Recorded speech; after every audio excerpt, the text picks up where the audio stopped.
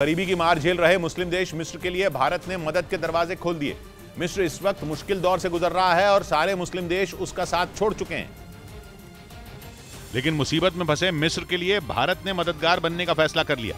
आर्थिक संकट में फंसे मिस्र के लिए कभी यूएई और सऊदी अरब सहारा हुआ करते थे, लेकिन इन अमीर मुस्लिम देशों ने भी इस बार मिस्र को पूरी तरह अकेला छोड़ दिया। लेकिन बेसहारा दिख रहे मुस्लिम देश मिस्र के लिए भारत ने बड़े भाई का किरदार निभाने का फैसला कर लिया। प्रधानमंत्री नरेंद्र मोदी और राष्ट्रपति द्रौपदी मुर्मू ने उनका जोरदार स्वागत किया। राष्ट्रपति भवन में इतना जोरदार स्वागत दुनिया के बड़े बड़े मुस्लिम देशों को भी हैरान करने वाला रहा।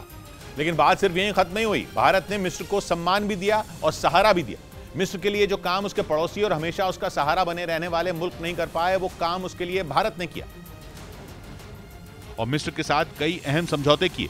भारत के प्रधानमंत्री नरेंद्र मोदी और मिस्र के राष्ट्रपति अब्दुल फतेह अल सीसी ने एक प्रेस कॉन्फ्रेंस में अहम समझौतों का ऐलान किया। प्रधानमंत्री ने मिस्र और भारत के रिश्तों का इतिहास हजारों साल पुराना बताया। भारत और मिस्र विश्व की सबसे पुरानी सभ्यताओं में से है।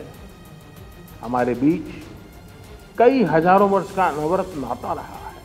मिस्र के राष्ट्रपति अब्दुल फतेह अल सीसी ही भारत के गणतंत्र दिवस पर चीफ गेस्ट भी हैं। मिस्र और भारत के बीच साइबर सिक्योरिटी, सूचना और तकनीक, प्रसारण और शिक्षा समेत कई अहम समझौते हुए।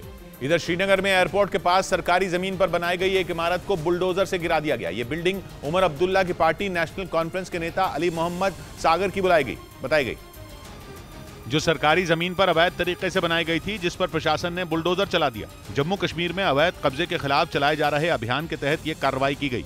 इस बीच अमेरिका के राष्ट्रपति जो बाइडेन के बाद वहां के उपराष्ट्रपति माइक पेंस के घर से भी गोपनीय दस्तावेज मिले। ये जानकारी माइक पेंस के वकील ने ही दी। ये जानकारी ऐसे समय में सामने आई जब अमेरिकी राष्ट्रपति जो बाइडेन के घर से कई बार गोपनीय दस्तावेज मिल चुके हैं, जिसके बाद अमेरिका के पूर्व उपराष्ट्रपति माइक पेंस के घर से भी गोपनीय दस्तावेज मिल गए। पेंस के वकील ने जानकारी दी कि उनके घर पर 19 जनवरी को तलाशी ली गई, जिसके बाद वहां से कुछ गोपनीय दस्तावेज मिले, जिन्हें नेशनल आर्काइव्स को सौंप दिया गया।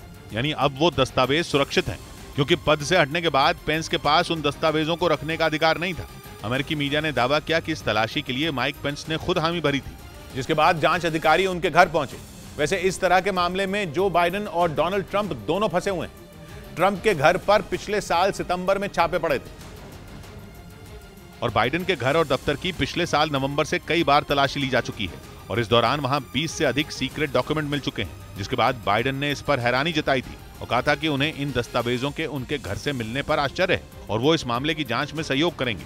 जबकि ट्रंप का कहना है कि बाइडेन अपनी पावर का गलत इस्तेमाल करके जांच का रुख बदल सकते हैं, क्योंकि शुरू में बाइडेन के घर और दफ्तर पर एफबीआई ने छापा नहीं मारा था, जबकि ट्रंप के घर पर पहली ही बार में एफबीआई की टीम पहुंच गई थी और अब एक और बड़े नाम के घर से वैसे ही दस्तावेज मिले।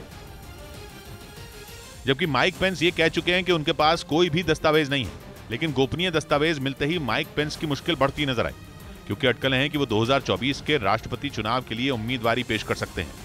इन गोपनीय दस्तावेजों को क्लासिफाइड डॉक्यूमेंट भी कहते हैं, जिसके तहत 3 कैटेगरी के दस्तावेज आते हैं। पहला कॉन्फिडेंशियल, दूसरा सीक्रेट और तीसरा टॉप सीक्रेट। और अमेरिका में इस तरह के दस्तावेजों को हटाना अपराध की श्रेणी में आता है और दोषी को 3 साल से 10 साल तक की सजा हो सकती है।